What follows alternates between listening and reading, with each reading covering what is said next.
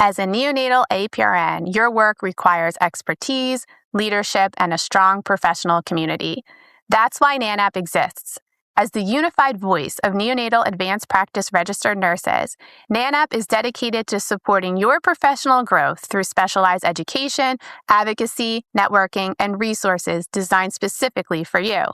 One of the many benefits of membership is access to our Fireside Chat series, exclusive conversations that bring members together to share experiences, discuss timely topics, and learn from one another. Join us on Wednesday, July 22nd at 6 p.m. Central for our next Fireside Chat, coming full circle around the fireside. This session will revisit ideas and requests from previous Fireside Chats while showcasing NAN's educational resources that can help support your practice, including NICU orientation tools and annual conference justification resources.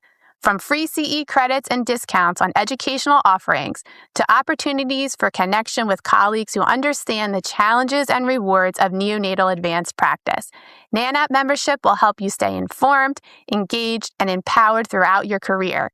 Register today at nan.org/firesidechat and join us around the fireside.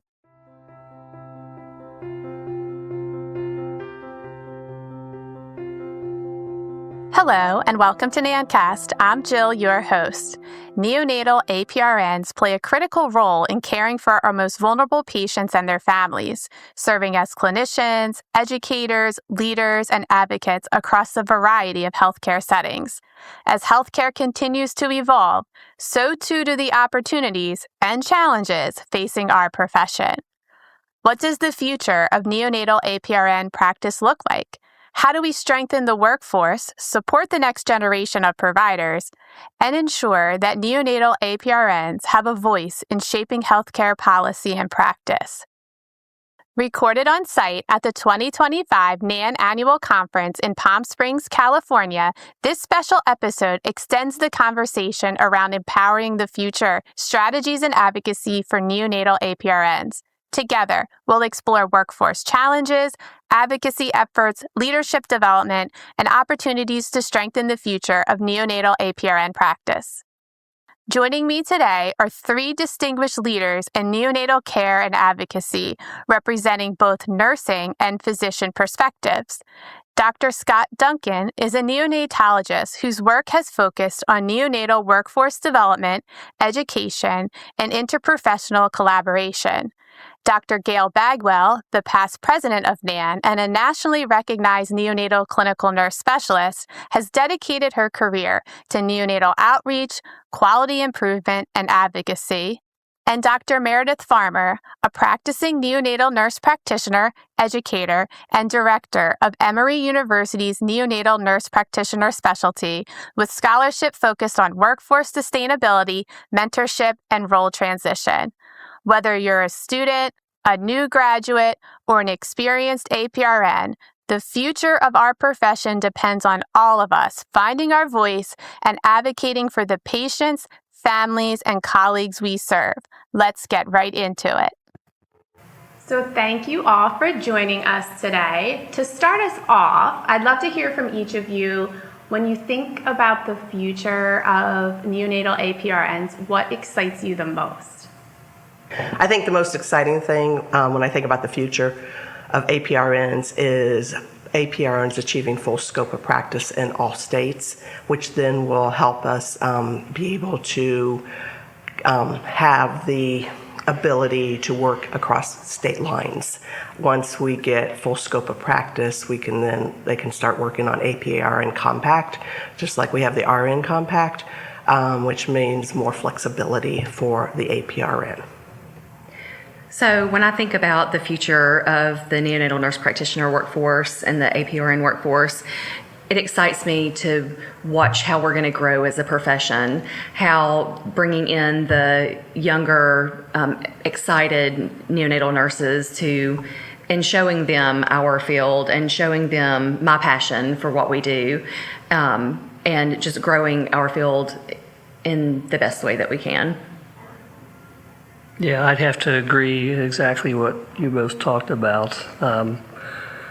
I've worked with APRNs since 1992 in a variety of different settings. And so with an aerial view of clinical care, the concept of teamwork, the concept of collaboration, and providing excellence in care. And I think APRNs do a great job with that.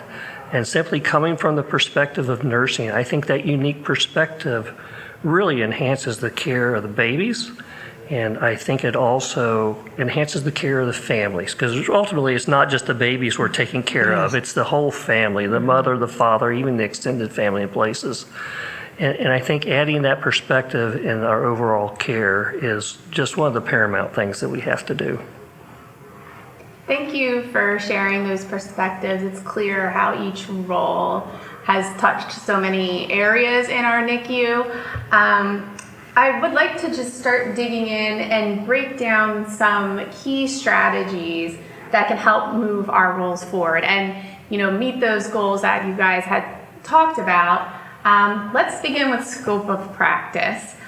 This is such a foundational part of APRN advocacy. And for you, what are some of the biggest barriers you see in neonatology, and how can we effectively advocate for expanding or protecting our scope? I think you always have to look that scope of practice is primarily regulated at a state level by the Board of Nursing. And then it's regulated at the local level by the hospital. I'm not sure, given today's environment, that it's a realistic goal to hit federal legislation in the short term. So from a state standpoint, your biggest advocacy group is probably your state board of nursing. At the local hospital level, I think it really is important to pair up with physician leadership, because if there's anything, there's a lack of APRN representation on executive boards, on governing boards, and that sort of thing. Pair up, make sure you have a physician champion who can help drive things forward at a local level. I know certainly we've done that at the University of Louisville with Dr. Baker in several different arenas, but those are the two biggest things I think of. I think from the neonatal APRN standpoint, that we need to just learn to speak up for ourselves. We need to make sure that we do have voices at those tables and pair with our physician partners to make sure that we can advocate for ourselves to move us forward. From the state level, I think it's important for us to advocate for us each to have compact license in our state so we can move across those state lines easier like our registered nurses do as well. Yeah, I agree with both of you that we really need to be advocating for a full scope of practice at the state level, and then it doesn't do you any good to have it at the state level if the hospital healthcare system that you're working in does not recognize that. So it's really important to be on committees within your hospital and your voice being heard and advocating for being able to practice at the top of your license, which we don't do currently at most places. And I think especially for you, Gail, being in the CNS role, I think that adds another layer of challenge, because I don't know if everybody's aware of exactly what you do and the value CNSs bring to the table. Yeah, it's a huge problem, and as I told the CNS group yesterday in the SIG, we have to take ownership for that, of not being vocal about what we do and talking to the right people, because in times of financial crunches, the jobs that are eliminated are the clinical nurse specialists, because they're not valued as much as a nurse practitioner, especially when you work in very physician-centric hospitals where they're, well, what can we do to make sure the physicians are happy? They want to keep nurse practitioners because that helps lighten the load. They don't see CNSs as lightening the load for the physicians. But they forget that we're the ones that work on the quality projects. We're the ones that reduce cost within the NICUs. We work in the three spheres. We are trained differently. We work in the nurse, the patient family sphere. We work as nurse leadership, and we work in the system. So we see things differently. It's one of the biggest things it's ever said to me is like, I don't understand how you do what you do. And we jokingly say, we don't know how we do what we do either. It's just that's how we were trained. Our education was on a systems level. So you look at things differently than on just the patient level or the leadership level. None of this will change unless we advocate. So knowing who to reach out to at your state senators, your state representatives, hopefully your state board of nursing has an APP rep, an advanced practice nurse rep on it, so that they can work and advocate at the state board of nursing level. But we also need to reach out to our individual representatives and senators in our states about improving the Nurse Practice Act for APRNs, and then in your hospital system, having that elevator speech, whether you're an NNP or a CNS, and you end up on the elevator with the CNO, the CEO, the COO, the people that control the money for your hospital. Hi, I'm Gail Bagwell, I'm a CNS. This is what I do. 15 seconds. So they know who you are and what you're doing for their facility. I think it's important to also say that we are notorious for not speaking up for ourselves. Correct. We do what we do and we leave it at that. And so we need to speak out. We need to be proud of our profession, because if we don't speak out for ourselves, no one is going to do it for us. Right. And I think sometimes we're so overwhelmed with the amount of work that we have to do that you just kind of shut down when you're in the hallways and like, I just got to go to where I got to go and get my work done, and I'm not going to talk to people. But Yeah, you don't think of this missed opportunity. Yeah, Right. Yeah, but they're all missed opportunities. So what you said also begs that at a local level that you have a leader within your nurse practitioner group. You can do the elevator speech when you run across the administrators, but how helpful would it be to have a leader that within your nurse practitioner group that has a monthly sit down with the chief financial officer or the chief executive officer or the chief nursing officer or the medical director or whomever that might be, at least to sit down for 30 minutes and say, here, at the local level, these are the issues we're facing, and who do I contact to get in to the state level to talk to them as well. So I think while you're advocating for yourself, I think you also have to have leadership within the APRN ranks. Absolutely. To do that to advocate as well. And that is harder in the smaller health systems. Yes. When there's, is the nursing shortage and the nurse practitioner and APRN shortage, that there might only be 2 or 3 of you, and there's not a leadership ranking like there is in the larger facilities. So it's something, that we need to also enact in our smaller facilities to make sure that even in those smaller hospitals where a majority of us work, that we are able to have those administrators see what we do. And especially in hospitals where you're a NICU in amongst an adult facility. Correct. Because a lot Correct. of those administrators have no idea what APRNs, CNSs do in the NICU. You rock babies. Yeah, we feed babies, we hold babies, but they don't see that we have babies on ventilators, on a million different infusions running, the same as what an adult has in Right. the ICU. So invite them to the unit. Like you said, Gail, when you see them in the elevator, hey, why don't you come and check out the unit? Do you want to come see the babies? Yeah. Come see what we do. Yeah. Come see if you can find the baby among all the equipment. They'll be terrified. Yeah. No, they need to see the value. Yeah. So scope of practice is one piece of the puzzle, but sustaining and strengthening our profession also depends on how we support each other. So mentorship plays a huge role there. How can we advocate to create stronger mentoring structures for neonatal APRNs? Well, NAN has a wonderful mentoring toolkit that is free to NAN members.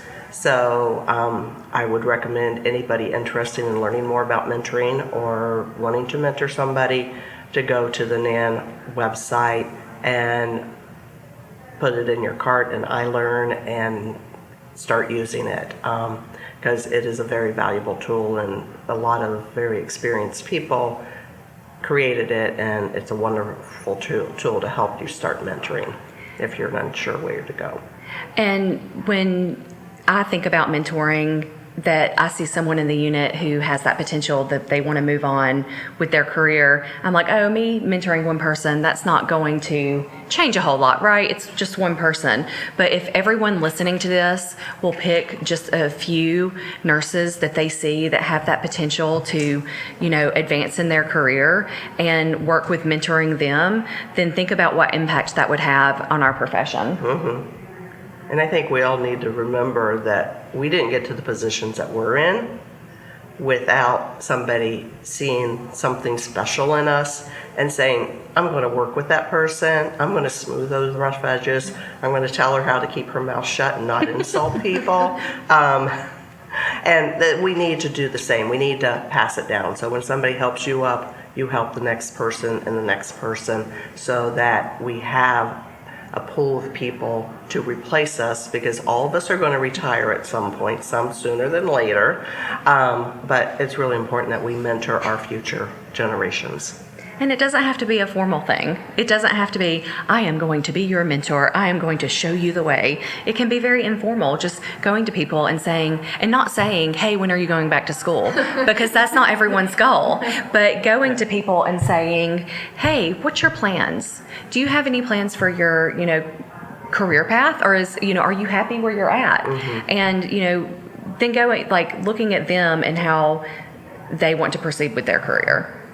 I love that, because it's, mentoring isn't just teaching somebody a clinical skill. Like, this is how you do this, come with me. But it's making them believe in themselves, build the confidence and a sense of belonging. Like, oh my gosh, she really thinks that I have what it takes to be in this advanced role. And just to build somebody up is really powerful. It's very powerful when somebody says, hey, I see something in you. You did a great job, but maybe next time try it from this point of view, right? Exactly. And especially now, like you had mentioned, there's a lot of turnover. There's retention issues, and we have this pool of amazing bedside nurses that we can pull from and say, I see something in you. Like, not say when are you going back to school, right. But I feel like you would be excellent and in this role. And I think hospitals need to start looking at experienced nurses. Where do they start? Pay-wise. Because that is a huge barrier for them wanting to go on to be an APRN when they have to go back to the bottom of the pay grade. Exactly, so, and then have loans on top of that, right? Going back to it's just ridiculous. I think another untapped group of people that we have not reached out to yet with recruiting and mentoring is those pre-licensure students, the ones who haven't reached the NICU yet. When I was a young nurse, I had never heard of a NICU. I knew I wanted to take care of babies. I knew I wanted intensive care, so I thought I was just going to have to pick one of the two. And when I realized that there was that chance to work in the NICU, I jumped on it.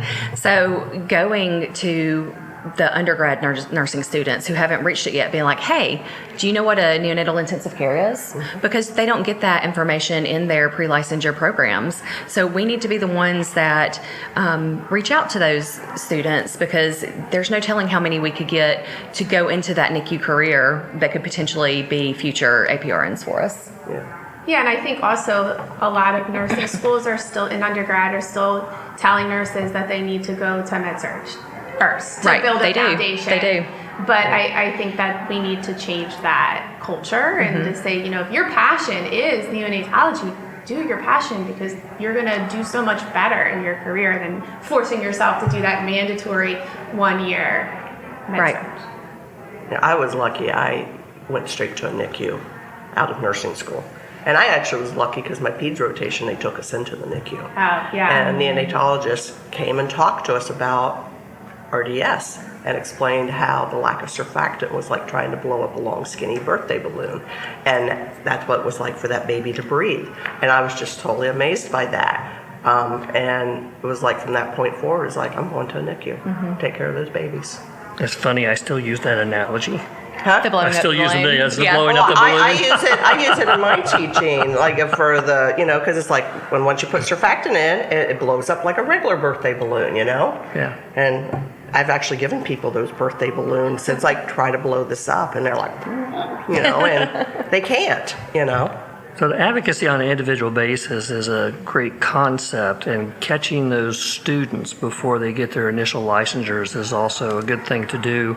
I think in larger practices, we have 36 nurse practitioners. You also have to think of what role the institution can play in order to mentor and to advance career as well.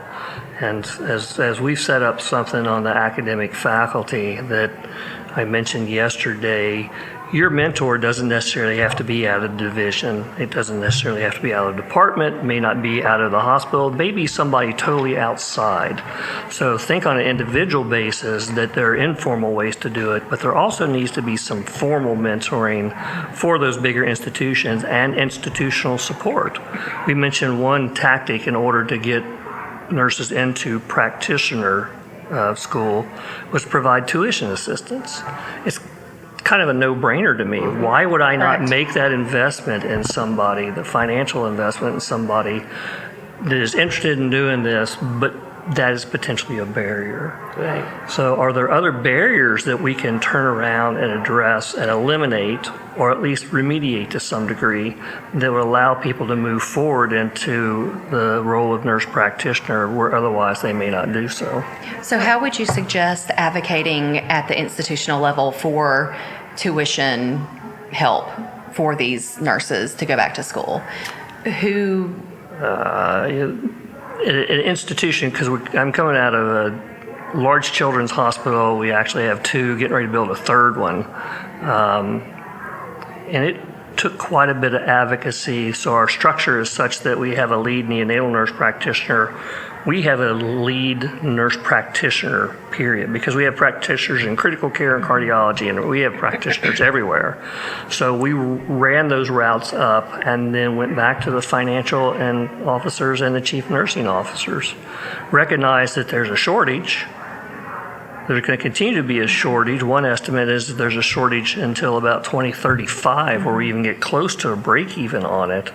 Why are we not doing this? Right. And particularly for an institution like ours, we have a nursing school. Mm-hmm. We have a master's or PhD prepared APRN NMP school as well. Correct. So let's take advantage of those. Right. Yeah. And Nationwide Children's did it probably a decade ago, noted that there was an NMP shortage, working with the director of nursing, and said we need to be able to help pay. And so there's a scholarship, so many scholarships per year, and they are paid to go to school, and they work a reduced schedule while they're in school, but then they have, it's either a 3 or 5 year commitment to stay at Nationwide Children's after they graduate. And OSU is our College of Nursing in town, and they go through the OSU College of Nursing NMP program. That, just think about how amazing that would be for those nurses to have that opportunity. And then on the institutional level, you have a nurse practitioner that you're going to be able to retain for 3 to 5 years. Yeah. And when you think about the expense of onboarding new nurse practitioners and orienting new nurse practitioners, it's a no-brainer for me as well. Yeah, they know the system. They know the system. They already work there.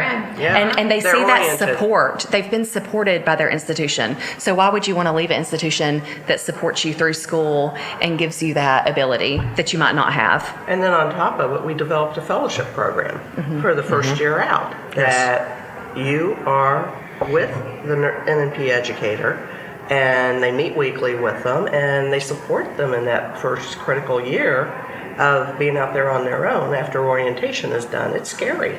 It is. And, they say the first year of practice, the bedside, the side of the bed to the head of the bed is such a difficult transition. So what can we do to support them through that? Yeah, and I think the mentorship program has to go beyond.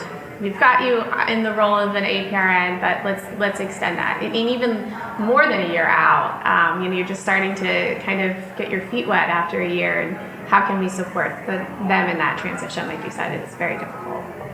It is. So yeah, I definitely think that after the fellowship, and fellowship here again, buzzword that a lot of people don't like to hear, but just because we call it a fellowship does not mean that the nurse practitioner or this neonatal CNS is not prepared to become a novice nurse practitioner. Mm-hmm. They just need that support and that mentorship to get them through the transition. Well, it's like somebody coming out of medical school. And right, Scott, we just don't let them be doctors. They go through an internship and a residency, and then to be a neonatologist, it's 3 years of fellowship before we let them go and say you're a full-fledged neonatologist. Right? It's a scary thought, isn't it? It's a scary thought. Well, considering there are less rotations in the NICU these days, it is.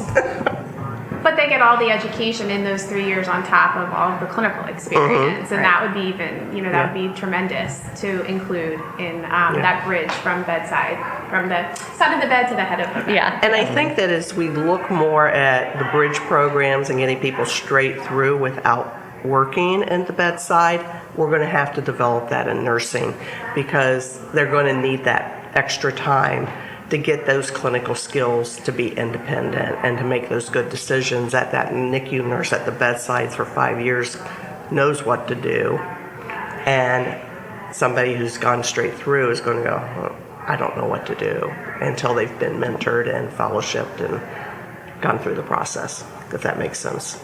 Yeah, and I think that naturally brings us to talking about education and real advocacy for that. So as our profession evolves, we've been talking about that now, education pathways and access to training are critical. We talked about the Grow Your Own programs and tuition reimbursement, but what other advocacy strategies can we use to ensure APRNs have the education and resources they need to succeed? I think we need to be even at the national level talking to our reps and senators, because there are programs available through graduate medical education, though I think the future of a lot of things are unsure right now, but there's many nurse funded programs at the federal government that the government seems to want to cut a lot quicker, and so we need to all be aware of the different programs out there and advocate with our senators and representatives, being active in the NAN, because NAN is actively advocating for neonatal issues, but also the ANA, who has a pulse on all the different legislative things going on in order to promote nursing and nursing graduate education. When you talk about education, we have a recommendation of 2 years of experience before students return to school. Well, after those 2 years, you're in the workforce, you're out of school mode, and there's, you're meeting partners, you have a social life, you're having children. So how do we capture students that are still in school mode that might be interested in going back to school one day? I'm not saying that we should let them go straight through. I think that experience is paramount to their success as neonatal APRNs. But I think that if we catch them early and maybe give them some of that education that they learn in their first 2 years of being nurses in the NICU, then maybe they could go through a little faster. It gives them a path. It lets them know that this is something that I can do. I have a goal in mind, and this is where I'm going. Instead of waiting, making them have 2 years before they even really consider going back to school. I think one of the great things is that there are national standards for APRNs, neonatal nurse practitioners. The other individuals we're looking at provide care, because we're in a workforce shortage across the board, are hospitalists, neonatal hospitalists, if you will, physician's assistants, and the national standards to become a neonatal hospitalist or to become a physician assistant doesn't really exist out there. Yeah. So to be a PA, you have to do a residency in neonatal PA, but they can formulate those residencies however they want. To be a neonatal hospitalist, you've typically taken a graduate from medical school and a pediatric residency and then tried to mold them, if you will, into what you want your neonatal hospitalist to be. I just got done writing the delineation of privileges for our neonatal hospitalist. They were credentialed under the pediatric hospitalists, which don't do 2/3 of the things we do procedurally on a pediatric floor. So I think it's a wonderful thing that you have national standards and trying to drive forward, thinking even beyond school. I don't know how many continuing education opportunities you have beyond conferences like this for neonatal nurse practitioners. There should be a lot of mixing of physician and nurse practitioners, CMEs, CEUs. We're getting ready to put in point of care ultrasound. We should all be proficient at that. Correct. It's going to be an integral part of what we do over the next couple of years. In some places, it already is. How do we make sure that everybody's on par for that type of a thing coming in? And I think that's where nurse practitioner education has moved to competency-based, where you have to meet and we have to show how the nurse practitioner students have met each competency before graduation. And we're just now, changing to that sort of view where we've always been competency-based when, in our education, but now it's formalized that it needs to be. And they're happening in CNS programs as well. And speaking on the POCUS, we actually just bought simulation POCUS equipment for the Emory nursing program as well. So my students will start learning POCUS during the program. So It's expensive. It is. It is. We were very blessed to have our graduate nursing student association purchase it for us. So, so now that will be a part of our education too, is the POCUS. And I don't have experience with POCUS, so I'm excited to learn it myself. You hit on a key term there, because the competency approach to education is what most of the medical world, I think, has gone to. But the other thing you hit that I think is really important is the concept of simulation. And we're pushing more and more. We actually have the ability to get a health professions education certificate, or you can get a master's in health professions education. Now, coming out with a medical professional degree, whether it's nursing, physicians, whatever it might be, I think I encourage our folks to go look at that. We'll pay for a portion of that. If you want to do the master's, you may have to put a little skin into the game, but we'll pay for the certificate portion of it. And having people that have that certificate who develop a specific skill, and maybe your specific skill is simulation, I think that's extremely important. To have a focus area. And, I graduated with my nurse practitioner degree in 2010. We did not have simulation. Had never heard of simulation until a few years ago. And what we can offer now is amazing. So I really want to encourage people who work in those smaller community level hospitals that might not have access to simulation, reach out to your regional partners and reach out to your perinatal centers and see if you have an opportunity to perform simulation. Reach out to your universities because most all nursing schools now have simulation. We had simulation, we called it skills. We had skills, but it was just procedures. Yeah, we didn't go through those. Skills, but it was, and now we say, well, that's low fidelity simulation. I would say you had low fidelity where they handed you this oversized doll. Yeah, or the plastic arm that's stiff. Yes. Put your IV in there, you know. But at least gave you this sense of how to do it. And we did have skills, but those, high risk, low yield procedures that we can perform now in simulation, we just did not have the opportunity to do that. Well, and the fidelity of the simulators have gotten so real-like. The new ones came out by, I'm not going to mention the company, but they have two new ones, and they are so lifelike. They had the preemie, and now they have the term, and it's like you look at them and go, oh my God, that and they can like even, they can get neck. Yeah. I mean, it's like, oh dear, this is like a real baby. If you love NANcast, you'll probably love being a part of NAN. From practice-changing education to a community that shows up, NAN members are proud to be part of a network that supports their work and helps improve care for babies and families every day. Get started today at nan.org/join.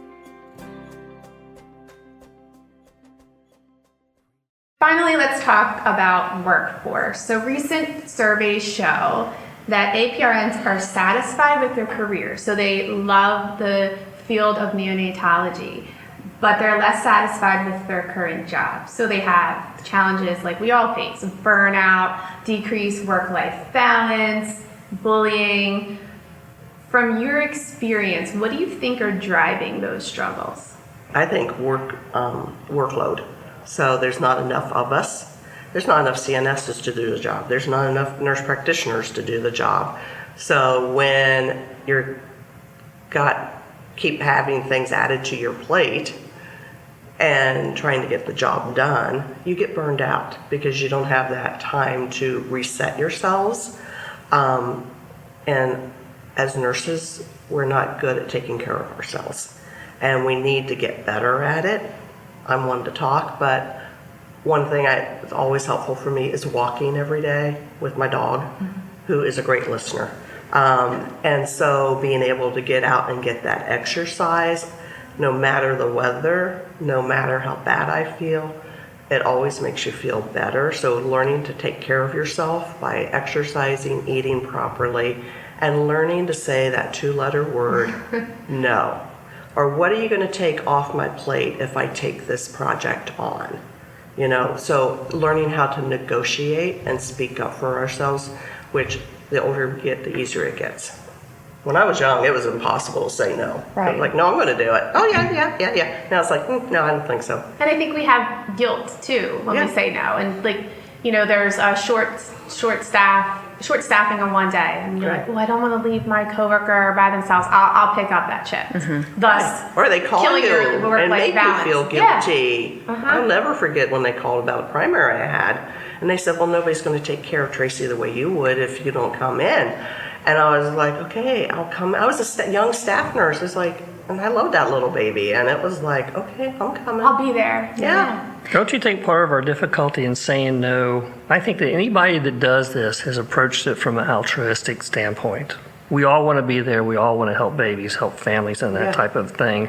And I think that altruism is ultimately one of those things that leads us towards guilt for saying no because it needs to be done, and I'll take care of it. Right. This is why I do. I take care of babies. I think healthcare systems rely on us not being able to say no. They do. Absolutely. You know, that we don't have to increase staffing, or we can let this go because people are going to pick up the shifts, you know. Yeah. I had one administrator tell me they'd rather staff at a 90% level than 110% because they don't want to pay people for not working. So they'd rather run just a little bit short and have people pick up. Right. Insanity. Yeah. It is insanity. I think when you look at, our satisfaction, it's so multifactorial. You look at our scope of practice is more than just being clinically at the bedside. We part of our scope of practice is advocacy, leadership roles, QI projects, research. So when we're not allowed to do and practice to the full extent of our scope of practice because we're short-staffed, it makes people dissatisfied. Add on that the fatigue of our extended shifts that we work, and then you're adding now overtime onto that as well. We need to speak up for ourselves, just like everything else, because we want to make sure that we can be, happy in our job. And their job is they need to retain us. There again, because of the cost of onboarding new APRNs. So how can we speak up and say, this is what we need, this is what we want, this is what will make us as a practice more satisfied, less burnout, healthier, and more likely to work. Well, and I think one thing that has always frustrated me as a CNS is that, they want us to publish, they want us to present, they want us to do QI and do research, but yet there is not that protected time that our physician colleagues get. Correct. So we need protected time as APRNs in order to do that, to make the hospital get magnet status and get that U.S. News World Report top 10, because you have all these name-recognized APRNs and physicians, and it's just not physicians, both APRNs and physicians. And, I actually had to have a long talk with my marketing department because they're always putting out there when a physician got an award. And when I got into the Academy of Nursing, which is a very prestigious thing, 1% of all nurses in America get in there, and they said, oh, it's no big deal. And I was like, oh, let's have a discussion about this, because it's different than the fellow and a fellowship in the AAP. And so, they're like, oh, so now they're doing more, a nurse got this national honor, we're recognizing her as well. So talking to people in your facility. So they understand. What our awards are and why they're important.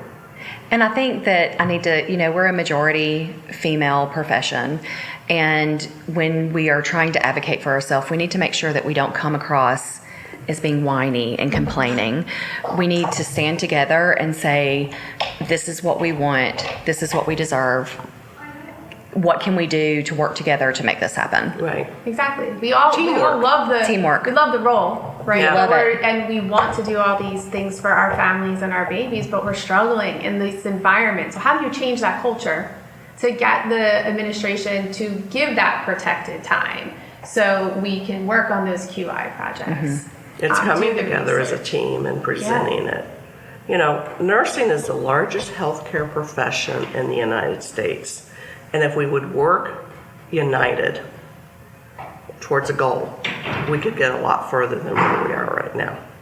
It's very true. And we are the largest profession and the least represented on the national level. Yeah. I find that to be amazing. It is. Well, I think part of the issue is a lot of women, because we're again predominantly women, female, go into it because it's a job that I can get married, raise my kids, work extra when I want. They look at the flexibility of the job and being a mom versus looking at it as being a career. Does that make sense, Scott? Mm-hmm. No, there's flexibility because you can get out of nursing school and you can do anything you want to do. You can. Whether it starts at bedside care, whether it goes to education, whether it goes to administration, you've got so many different routes you can go in. And I always tell folks who are interested in it, you will always have a job. Always. Always. And you can pick your pathway. And I actually tried to explain that to my daughter. She was going to go to nursing school, and I was like, you don't have to be at the bedside. You can do all of these things. And that people just don't understand that. They think, I don't want to do some of the dirtier parts of nursing. I'm like, that's not all nursing is. Yeah. There's so many more, facets to our job in our profession. I think one thing that helps with the workforce, we've talked about institutional things, and I think a lack of somebody with medical background in your institutions, administrative offices is a problem. You want somebody that has some sort of a medical background, registered nurses, physicians, whatever it is, who has a better understanding of what it's like to be frontline. I think one of the things that in the business world, when you look at what are job satisfiers, is that ability to create a custom template for what your job is. We have so many different staffing models within our system. I've mentioned yesterday, on any given day, we've got between 180 and 200 babies in our ICUs. Some of our ICUs are staffed with nurses that are integrated, nurse practitioners that are integrated into a team that work 8-hour shift. We have some of our units that are 24/7 coverage by nurse practitioners with residents and attendings. We have other units that are 24/7 that have an attending. We have a unit way down in southwestern Kentucky that is 24/7 nurse practitioners that stay for about 3 days at a time. And that ability to write your job description to make it fit for you is a huge satisfier, I think. And it's much better to try to retain your workforce than it is to go recruit. You've mentioned that on a couple of occasions. Yes. I used to know the dollar figure for it, but it exceeds $200,000 to recruit Wow. a single nurse practitioner. Wow. And so even in recruiting, you've got to think, what are the unique ways we can approach recruiting? We've done actually some virtual recruitment. We've held webinars where we said, we're recruiting for a position, sign up, we'll tell you what it looks like. And have actually made a couple of hires out of great. doing that type of a thing. So I think you also have to think uniquely, how do you recruit? But then you got to think, how do you retain? Right. On an individual basis and I can keep going recruit back to when an you want. institutional basis. And But if you don't retain, That's right. you're constantly recruiting. And I think that you said something, Scott, that made me realize, NAN has written an APRN scope of practice paper for the neonatal nurse practitioner and neonatal CNS. I really want to encourage everyone to read this document, know what it says, know what the different facets of our job are. The more knowledge you have about what we can do is the more power you have. And reach out to your CNS colleagues and learn what they do. And show this scope of practice document to your administrators. We talked a little bit about the individual and how you care for yourself being so important on an individual basis. And I have to attribute this to Daniel Dressner, who's one of our administrators, was also, I believe, a nurse. And she posted this on LinkedIn, and I just ran across it by accident about 2 days before I came to Palm Springs. But I think this is probably one of the most impactful statements I've seen anywhere. So I'm going to read this off to you. It basically says, stop asking yourself if you've worked hard enough to deserve a rest. Start asking if you've rested enough to do the work you love. In a world where busy is often worn like a badge of honor, this reminder is grounding. The goal isn't to fill your calendar, it's to fill your work with impact. And to do that sustainably, rest isn't optional. It's strategic. It's the foundation that supports creativity, clarity, and contribution. More hours don't always equal more value. Well-rested minds often solve problems in minutes that tired ones wrestle with for hours.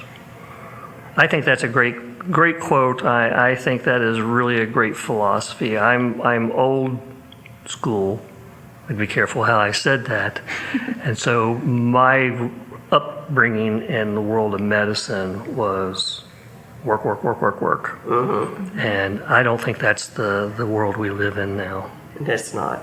I was raised that way too, Scott.